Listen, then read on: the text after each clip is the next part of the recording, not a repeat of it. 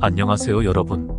오늘부터 우리는 인류 역사상 가장 흥미롭고 논쟁적인 주제 중 하나인 아누나키와 인류의 비밀에 대해 알아보는 여정을 시작하겠습니다. 이 시리즈를 통해 우리는 고대 수메르의 기록들을 탐험하고 그것들이 우리의 기원에 대해 어떤 이야기를 들려주는지 살펴볼 것입니다. 먼저 아누나키란 누구일까요? 수메르어로 하늘에서 땅으로 온 이들이라는 뜻을 가진 아누나키는 고대 메소포타미아의 기록에 등장하는 존재들을 일컫습니다. 이 이름은 아누와 나키의 합성어로 직역하면 하늘에서 땅으로 온 자들이라는 의미입니다.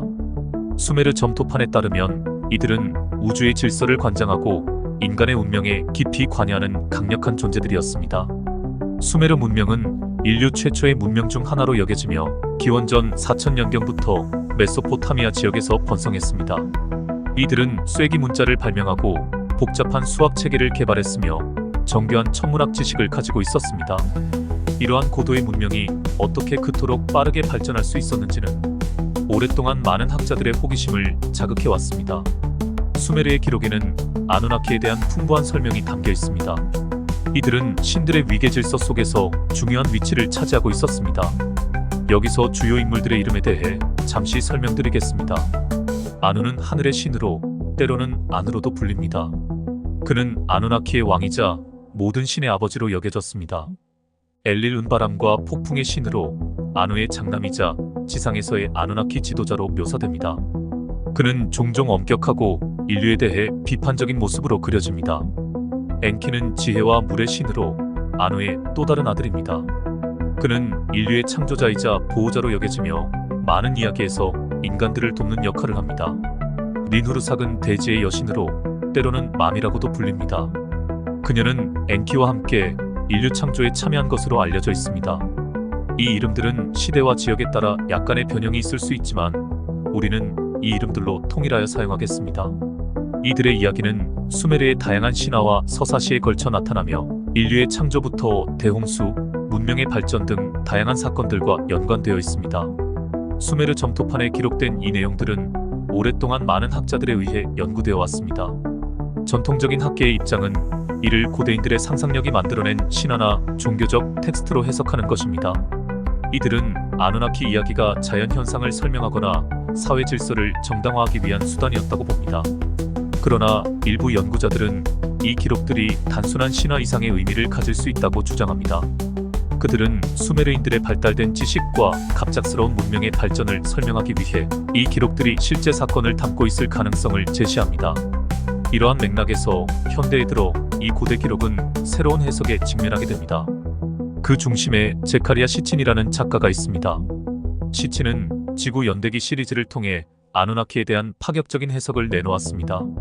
시친에 따르면 아누나키는 실제 존재했던 고도로 발달한 외계 생명체였습니다. 그의 주장에 의하면 이들은 약 45만 년 전 지구를 방문해 인류를 창조하고 문명을 가르쳤다고 합니다. 시친은 수메르의 기록을 문자 그대로 해석하며 아누나키가 니비루라는 행성에서 와서 지구의 금을 채굴하기 위해 인간을 만들었다고 주장합니다. 시친의 이론은 많은 사람들의 관심을 끌었지만 동시에 학계의 강한 비판도 받았습니다. 그의 연구는 수메르 기록에 대한 새로운 시각을 제시했다는 점에서 일부 평가를 받기도 합니다. 그러나 동시에 그의 해석 중 일부는 수메르 원전과 상당한 차이를 보이며 과학적 증거가 부족하다는 지적을 받고 있습니다. 예를 들어 수메르 점토판에서 아누나키는 주로 신적 존재로 묘사됩니다. 그들은 인간과 유사한 감정과 욕망을 가진 초자연적 존재로 우주의 질서를 유지하고 인간 세계에 개입하는 역할을 합니다. 반면 시친은 이들을 고도로 발달한 외계 문명의 구성원으로 해석합니다.